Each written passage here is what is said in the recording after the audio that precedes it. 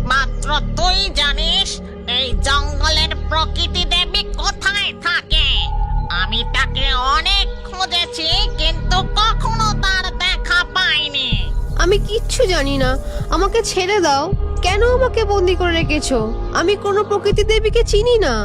আমি জানি কোনো মানুষ বা অশরীরী শক্তির আভাস পেলেই প্রকৃতি দেবী অরণ্যের মাঝে মিলিয়ে যায়।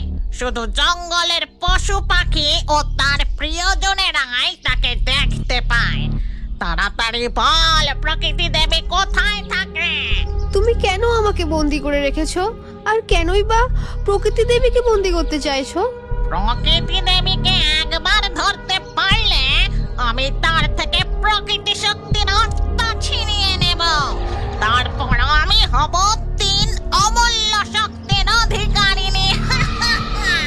এরপর ডাইনি খাঁচায় বন্দি টুনি পাখিকে নিয়ে গুহা থেকে বেরিয়ে আসে। তারপর উঠানে খাঁচাটা বসিয়ে দেয়। আমার অর্জন করা 2 মায়াবী শক্তির সম্বন্ধে তোর কোনো ধারণা নেই। দেখবি দেখবি আমার শক্তি। এই কথা বলেই হাঁ করে মুখ দিয়ে আগুন বের করে, আর সেই আগুনে ডাইনি তার উনুনে আগুন ধরায়।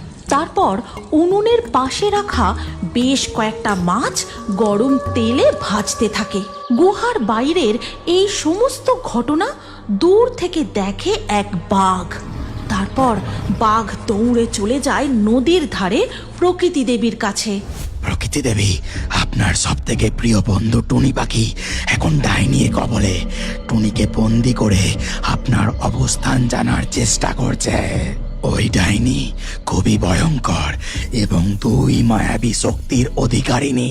প্রকৃতি দেবী, আপনি সাবধানে থাকবেন। বন্ধু বাঘ, এ তুমি কি বলছো? আমার প্রিয় বন্ধু টুনি পাখি এখন ডাইনির কবলে। যে করেই হোক টুনি পাখিকে রক্ষা করতেই হবে। হে প্রকৃতি দেবী, আপনি এই শিমুলতলির জঙ্গলের বাইরে কোথাও যাবেন না। তাতে আপনার প্রাণ সংশয় হতে পারে।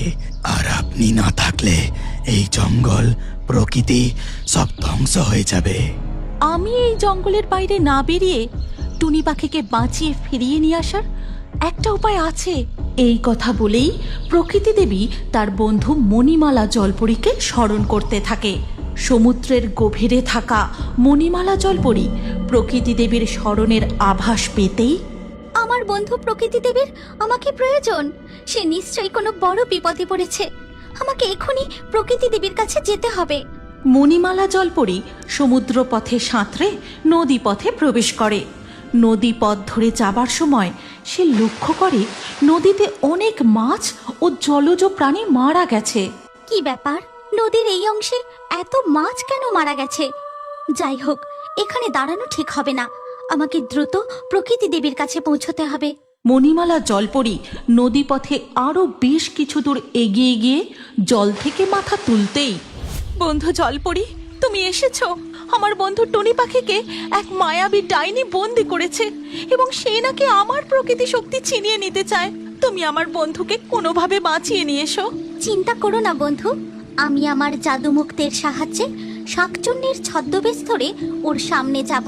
তারপর ডাইনির চোখের আড়ালে তোমার বন্ধুকে আমি ঠিক বাঁচিয়ে আনবো। এই কথা বলেই মণিমালা জলপরী আবার ডুব দেয়। তারপর নদী পথে সাঁতরে যেতে থাকে। নদীর এই অংশে মাছেদের এমন অবস্থা নিশ্চয়ই ওই ডাইনি করেছে। তার মানে এর উপরেই ডাইনি থাকে। জল থেকে মাথা তুলে মণিমালা জলপরী তার জাদু মুক্তের সাহায্যে শাকচুন্নির রূপ ধারণ করে নদীর জল থেকে পাড়ে উঠে আসে। তারপর ডাইনির কাছে যায়। এই গল্পের পরবর্তী পর্ব যদি তুমি দেখতে চাও তাহলে কমেন্টে নেক্সট পার্ট অবশ্যই লিখো। আর আমাদের রিও বার্ডস ফেসবুক পেজটি এক্ষুনি ফলো করে নাও। এই গল্পটি ভালো লাগলে লাইক করে শেয়ার করে দাও।